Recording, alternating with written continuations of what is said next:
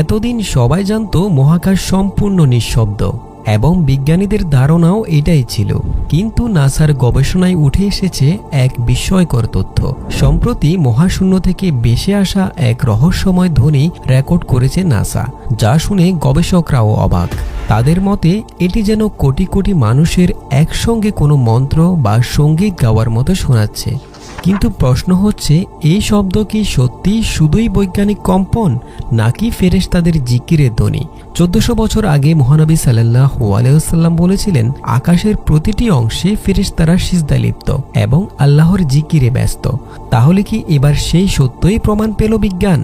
সহিহ মুসলিমের একটি হাদিসে রাসূলুল্লাহ সাল্লাল্লাহু আলাইহি ওয়াসাল্লাম যখন মিরাজ থেকে ফিরে আসেন, তখন সাহাবারা তাকে জিজ্ঞাসা করেন, ইয়া রাসূলুল্লাহ, আপনি আকাশে কি দেখেছেন, কি শুনেছেন?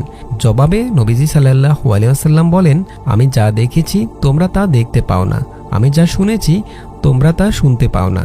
আকাশ জুড়ে প্রচণ্ড কম্পনের শব্দ শোনা যাচ্ছে, আর এর পেছনে রয়েছে এক গভীর রহস্য।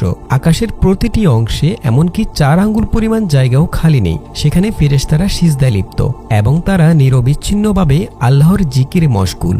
রাসূলুল্লাহ সাল্লাল্লাহু আলাইহি ওয়াসাল্লাম হাদিসে উল্লেখ করেছেন যে আকাশে প্রচণ্ড ঝাঁকুনির মতো শব্দ হচ্ছে। অতীতে ধারণা করা হতো যে মহাকাশ একটি সম্পূর্ণ বায়ুশূন্য পরিবেশ, যেখানে শব্দের সৃষ্টি অসম্ভব। তবে সাম্প্রতিক সময়ে নাসার একাধিক গবেষণা এই ধারণাকে বদলে দিয়েছে। গবেষণায় দেখা গেছে মহাকাশে বিভিন্ন প্রাকৃতিক ঘটনা ও কম্পনের ফলে বিশেষ ধরনের শব্দ সৃষ্টি হয়, যা আধুনিক প্রযুক্তির মাধ্যমে শনাক্ত করা সম্ভব হচ্ছে। নাসার hour universe is not silent এবং লিসেন টু দ্য ইউনিভার্স শীর্ষক প্রতিবেদনে বিস্তারিতভাবে তুলে ধরা হয়েছে কিভাবে মহাকাশে শব্দের সৃষ্টি হয়। সংস্থাটির অত্যাধুনিক টেলিস্কোপ ও গবেষণা সরঞ্জামের মাধ্যমে এসব মহাকাশীয় শব্দ শনাক্ত ও রেকর্ড করা সম্ভব হয়েছে। গবেষকদের মতে মহাকাশে ছড়িয়ে থাকা বিভিন্ন কণা বা নক্ষত্রের বিকিরণের ফলে কম্পন বা ভাইব্রেশন সৃষ্টি হয়, যা থেকেই এসব শব্দের উৎপত্তি ঘটে। মূলত এসব শব্দ ইলেকট্রোম্যাগনেটিক তরঙ্গ হিসেবে থাকে, যা পরবর্তী সময়ে শব্দ তরঙ্গে রূপান্তরিত করা হয়। লক্ষ্য করলে দেখা যাবে 1400 বছর আগেই রাসূলুল্লাহ সাল্লাল্লাহু আলাইহি ওয়াসাল্লাম উল্লেখ করেছিলেন যে আকাশে কাঁপুনির মতো শব্দ হয়।